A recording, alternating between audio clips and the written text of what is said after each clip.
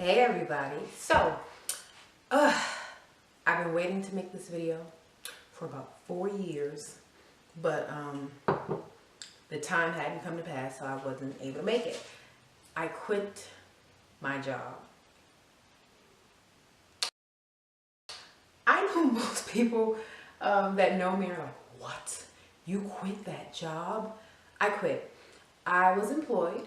I was a federal employee for the last 7.5 years, and for the last 4 years I would daily try to convince myself reasons to stay, reasons to stick with it, and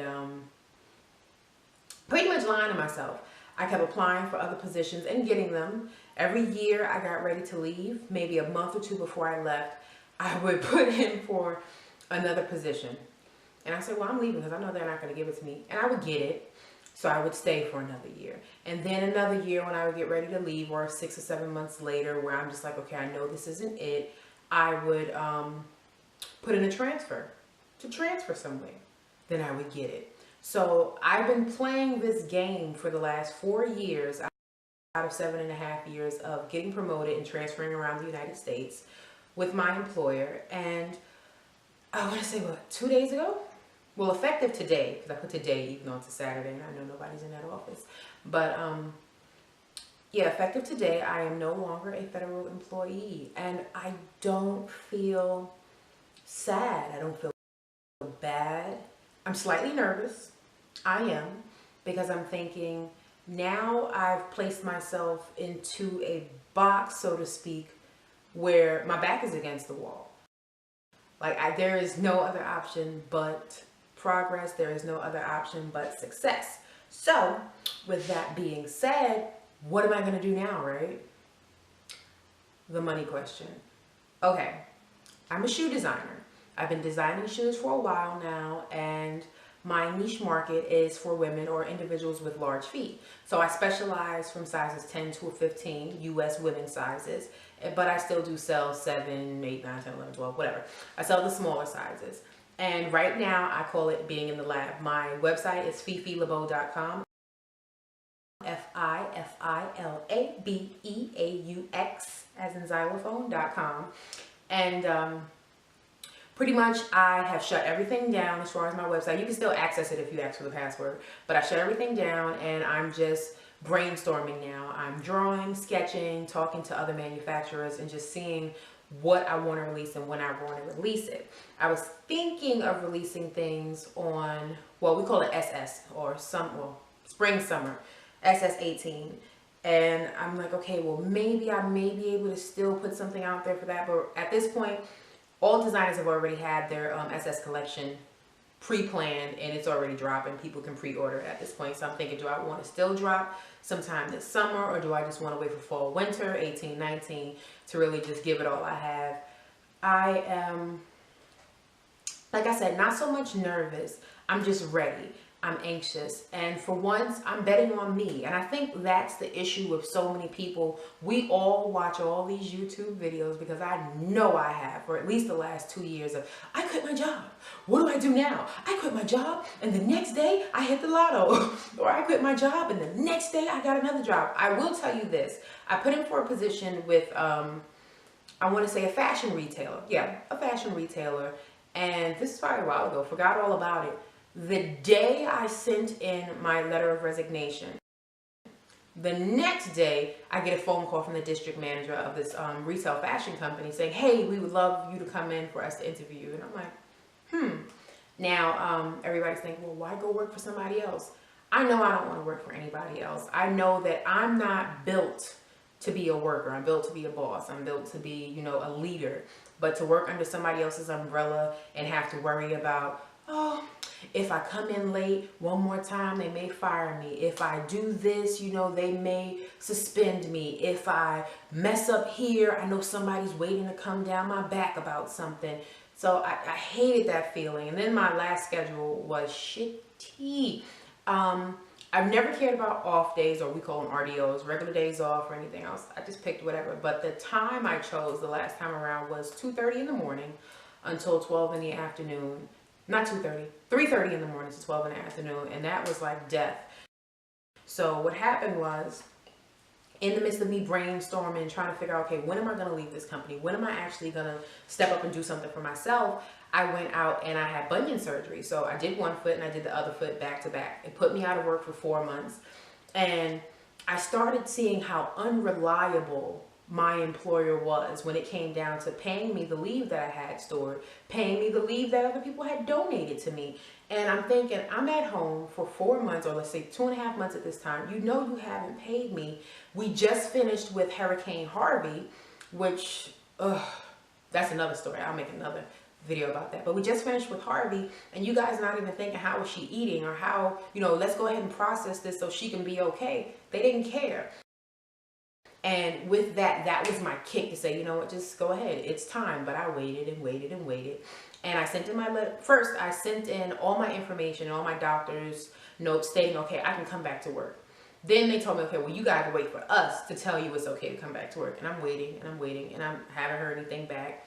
And I thought about it. I said, well, why would I put more work on somebody else to figure out a new training schedule for me, because I have to be retrained in a lot of stuff, and just all the whole rigmarole for what, if I know that I'm not happy there and I'm probably going to leave maybe a month or two after being back. So sent in a letter of resignation.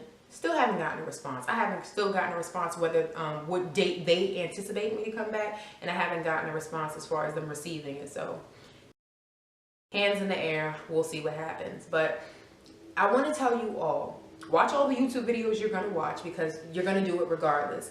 But bet on you. If you have something solid, if you have something you're passionate about, that you want to pursue, that you know will make you money, because yes, we can all do things we love, but they're not all going to make you money. And we live in the real world where my mortgage is definitely a good chunk of money for this beautiful big house. And you know, you just have things you have to handle. It's called adulting. So be cognizant of the decisions you make, but understand that we cannot choose the consequences. So be cognizant of the decisions you make, but understand that we cannot choose the consequences. With that being said, I quit. I'm excited, I'm nervous. Bet on yourself, and don't talk yourself out of things.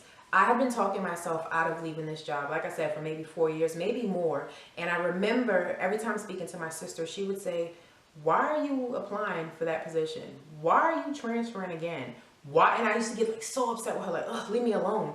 But she made sense. She said, all you're doing is baiting yourself to be stuck. She said, you know, I couldn't go to school when I wanted to go to school because of the scheduling, and then online, then I was transferring, and then I was training, and then I was running things, and it was just so much that got in the way of my life. And I'll tell you, pivotal moment. I'm going to do a series too called The Time I Met, because I've met so many famous people. But the time I met Susan Morris, and her last name was like spelled like Morrice, M-O-R-R-I-C-E.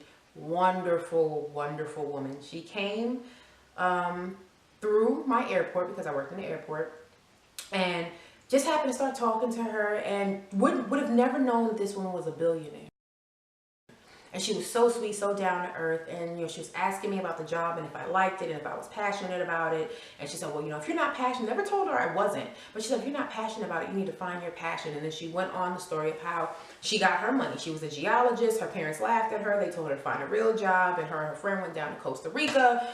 They were looking at rocks, blah, blah, blah. Long story short, they dug. She hit oil, billionaire.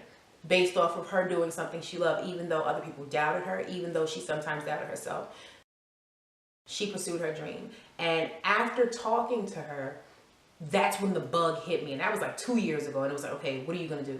And I finally officiated everything with my business, because I had been doing stuff before, but I didn't have everything I needed. I got my LLC. Well, I figured out my name, got my LLC, got my EIN, got my website, got everything set up, got my trademarks. And I was just sitting there scared.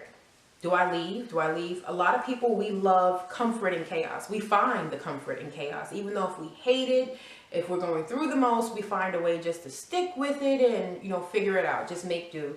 And after her, it just set everything in motion for me. So like I said, am I nervous? Yes, I'm nervous, but I'm happy. I'm betting on me. My shoes have been doing really well, so I can't even complain. I'm thankful for everyone. Share with your friends. Tell everybody about FifiLaBeaux.com. And yeah, I'm betting on me. I'm excited. And if you want to quit your job, I am not out here telling everybody, yes, girl, quit. Yes, man, quit. Don't do it. Don't do it. If you haven't given it thought, and I'm a planner. I procrastinate, but I plan shit all the way out. So make a plan. I even, I might make a series about this financial plan and stuff I made. What's called goals/financial plan. And list everything out. List out all your bills that you have to pay per month, what you can get rid of, what you can keep, how you can sustain yourself, and really say, okay, well, if I have to work overtime for the next 6 months so I can save up this amount of money so I can at least give myself a year to get myself to where I want to be. The ultimate plan is move forward, do my shoes. I also have another company called Denim and Blouse Company, or Dabco, and I have what do I have? An Instagram page for it, a Facebook page. I had a website for it, but I took it down because I stopped selling the clothes.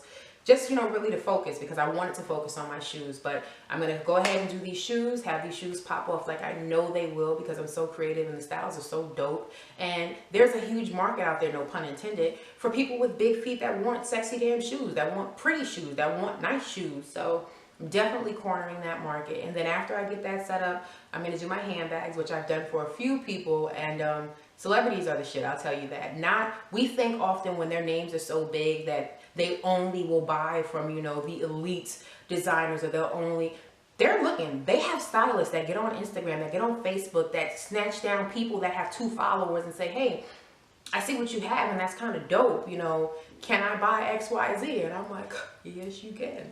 So like I said, celebrities are dope, and even normal, regular, everyday people like myself, you know, those are the people that helped me thrive up until this point. So again, and my lips are peeling. I hate putting on, what you call it, if you guys know me right now, I'm random. I hate putting on like matte lipsticks, although I love Milani, they're so amazing. But either way, that's the plan. If you have a dream, if you have goals, and you know what you're doing is not in alignment with what your purpose is, you need to drop it. You need to leave it alone. I cannot stress it enough.